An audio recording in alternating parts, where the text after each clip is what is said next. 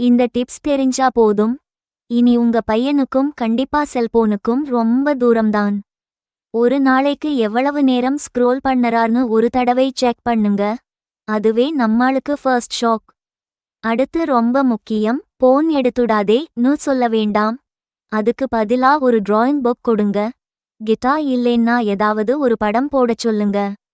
இல்லேன்னா செடிக்கு தண்ணி ஊத்த சொல்லுங்க. 1 மணி நேரம் வேலை, 1 மணி நேரம் போன். டீலா நோ டீலா. படுக்கை அறையோ டைனிங் டேபிளோ அங்கே போனுக்கு ஃபுல் ஸ்டாப். போனை தொடாத அன்னைக்கு அவனுக்கு பிடிச்ச டிஷ் செஞ்சு கொடுங்க. உடற்பயிற்சி, தோட்ட வேலை, ஹிந்தி, தையல், சிலம்பம் ஏதாவது ஒன்னு டெய்லி.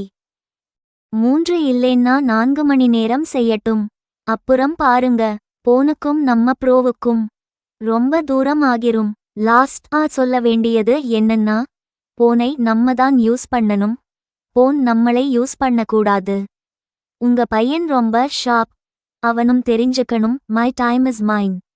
வேற ப்ரூவன் டிப்ஸ் இருந்தா கமெண்ட்ல சொல்லுங்க. இது மாதிரி வீடியோ தொடர்ந்து பார்க்க